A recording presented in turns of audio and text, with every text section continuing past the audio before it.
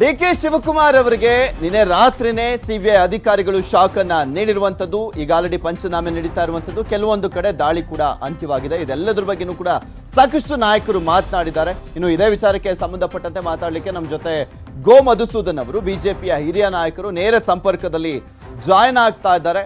ನಮಸ್ಕಾರ ಸರ್, ನಿಮ್ first reaction ಏನು ಈ ಒಂದು ದಾಳಿ ವಿಚಾರಕ್ಕೆ ಸಂಬಂಧಪಟ್ಟಂತೆ?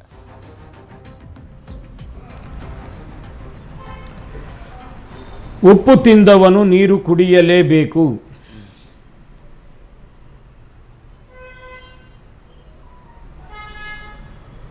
ನೀರು ಕುಡಿಬೇಕಾ ಅಥವಾ ಕುಡಿಸ್ತಾ ಇದ್ದಾರಾ ಅಂತ ಕಾಂಗ್ರೆಸ್ ನಾಯಕರ ಹೇಳಿಕೆಗಳನ್ನ ನೋಡ್ತಾ ಇದ್ರೆ ನೀರು ಕುಡಿಸೋ ಕೆಲಸ ಈಗ ಮಾಡ್ತಾ ಇದ್ದಾರೆ ಬಿಜೆಪಿ ಅವರು. ಅಂದ್ರೆ ರಾಜಕೀಯ ಪ್ರೇರಿತವಾಗಿ ಈ ಒಂದು ದಾಳಿಯನ್ನ ಮಾಡಿಸಲಾಗ್ತಾ ಇದೆ ಅನ್ನೋ ಆರೋಪವನ್ನ ಮಾಡ್ತಾ ಇದ್ದಾರೆ. ಎಲೆಕ್ಷನ್ ಬೇರೆ ಹತ್ರ ಬರ್ತಾ ಇದೆ, ಅದಕ್ಕೋಸ್ಕರ ಈ ದಾಳಿ ನಡೀತಾ ಇದೆ ಅಂತ.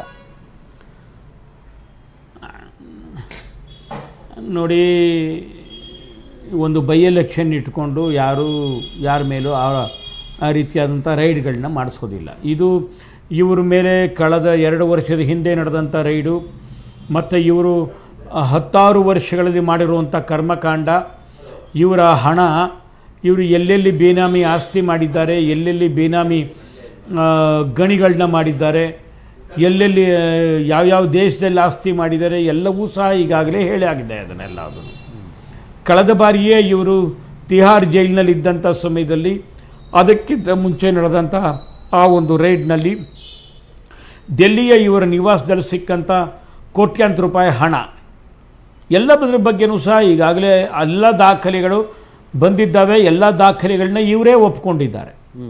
900 ಕೋಟಿ ರೂಪಾಯಿಗಳ ಒಂದು ಹಣದ ಆದಾಯದ ಮೂಲವನ್ನು ಎಲ್ಲಿಯ ತನಕ ಇವರು ಕೊಟ್ಟಿಲ್ಲ. ಆ ಕಾರಣಕ್ಕೋಸ್ಕರವಾಗಿಯೇ ಇವ್ರ ಮೇಲೆ ಮೊಕದ್ದಮೆಯನ್ನು ಹೂಡಲಿಕ್ಕೆ ಪರ್ಮಿಷನ್ ಕೇಳಿದರು. ಅದಕ್ಕೆ ಪರ್ಮಿಷನ್ ಸರ್ಕಾರ ಕೊಟ್ಟಿದೆ. ಸರ್ಕಾರ ಕೊಟ್ಟಿದ್ದಂಥ ಮೊಕದ್ದಮೆ ಹೂಡಲಿಕ್ಕೆ ಕೊಟ್ಟಿದ್ದಂಥ ಪರ್ಮಿಷನ್ನ ಇವರು ಹೈಕೋರ್ಟ್ನಲ್ಲಿ ಚಾಲೆಂಜ್ ಮಾಡಿದರು. ಅದನ್ನು ಹೈಕೋರ್ಟು ರಿಜೆಕ್ಟ್ ಮಾಡಿದೆ. ಈ ಎಲ್ಲವೂ ನಡೆದಿರುವಂಥ ಸಂದರ್ಭದಲ್ಲಿ, ಎಲ್ಲವನ್ನೂ ಅವರೇ ಒಪ್ಕೊಂಡಿರುವಂಥ ಸಮಯದಲ್ಲಿ ಇನ್ನು ಮತ್ತೆ ಇದರಿಂದ ರಾಜಕೀಯ ಇದೆ, ಇದರಿಂದ ಬಿ ಜೆ ಪಿ ಇದೆ, ಇದರಿಂದ ಬೈ ಎಲೆಕ್ಷನ್ ಇದೆ, ಏನು ಮಾತಂತ ನನಗಂತೂ ಅರ್ಥ ಆಗೋದಿಲ್ಲ.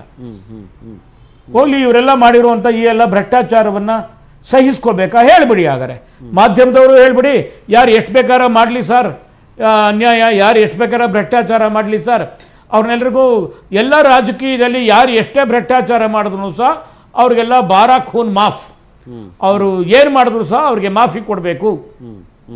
ಅದೊಂದು ತೀರ್ಮಾನ ಮಾಡಿಬಿಡ್ಲಿ ಕಾಂಗ್ರೆಸ್ನವರು. ನಾವೇನು ಬೇಕಾರ ಮಾಡ್ತೀವ್ರಿ, ನಮ್ಮನ್ನು ಯಾರು ನೀವು ಮುಟ್ಟಬಾರ್ದು ಅಂತೇಳಿ. ಯಾರು ಎಷ್ಟೇ ಯಾರು ಎಷ್ಟೇ ತಪ್ಪು ಮಾಡಿದ್ರು ಸಿಕ್ಕಾಕೊಳ್ತಾರೆ, ಹೌದು, okay. But D K Shivakumar ಒಬ್ರು ಮಾತ್ರನ ತಪ್ಪು ಮಾಡಿರುವಂತದ್ದು ಅನ್ನುವ ಪ್ರಶ್ನೆ ಕಾಂಗ್ರೆಸ್ನವರು ಎತ್ತುತ್ತಾ ಇರೋದು. ಬೇರೆ ಯಾರು ಕಾಣ್ತಾ ಇಲ್ವಾ ಅನ್ನುವ ಪ್ರಶ್ನೆ ಮಾಡ್ತಾ ಇದ್ದಾರೆ ಅವರು.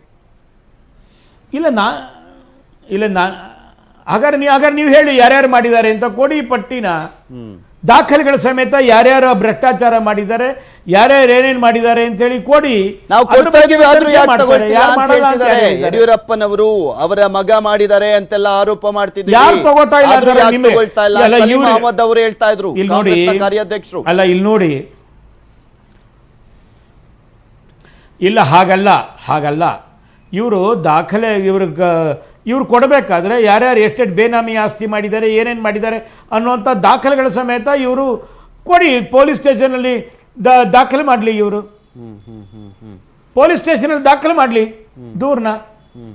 ಲೋಕಾಯುಕ್ತನಂತೂ ಇವರೇ ಸಾಯಿಸ್ಬಿಟ್ರು. ಮುಂಚೆ ಲೋಕಾಯುಕ್ತಕ್ಕೆ ಮಾಡಬಹುದಾಗಿತ್ತು.